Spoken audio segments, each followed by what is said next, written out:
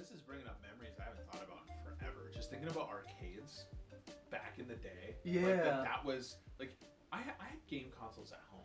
We all did. Know, but, like, there was something so special in the 90s about, like, you'd have your birthday party at an arcade. Yeah. You'd And let's be honest, the Chuck E. Cheese that we have now is not the Chuck E. Cheese that we had 30 years ago. And, like, I grew up in a smaller town. Yeah. You know, and we had an arcade there in the mall. Yeah. And, like, it was constantly full. Yeah. But, like, yeah, Galaga, the Mrs. Pac-Man. Yes. Specifically the, like, coffee table. The cocktail table style. Yeah, the cocktail table one. Yes. Oh, I played more of that game than I probably ever should have.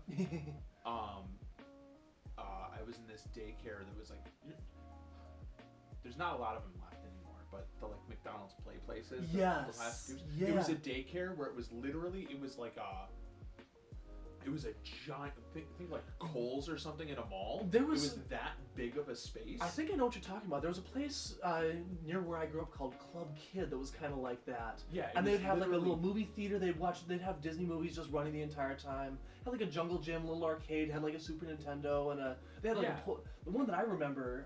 They had a pole position and a Super Mario Bros. Or just Mario Bros. Actually, not Super Mario's. Mario Bros. Arcade machine. They had a Rampage and like a Super Nintendo with Donkey Kong Country or something like that.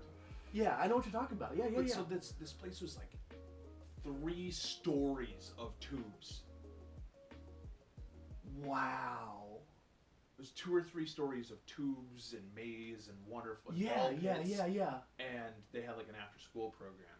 Of course, so like you'd sit for a few hours after school and do your homework, and then you were able to just go do whatever you wanted to do. Yeah, and do whatever. Go full on romper room if you wanted to. As I got older, all of us would just hang out in the same corner, and they eventually put the Miss Pac-Man cab there. And because we were there all the time, all of the workers there. So rather than using quarters in the machines, they did that thing where like you had to buy tokens. Yeah. Well, because we knew all the workers and we knew where they stored them, we always had tokens. Why am I not surprised by that you would say this? Like, I'm pretty sure I've moved probably 5 or 6 times since that place closed when I was a kid, and I'm still finding tokens from that motherfucking place.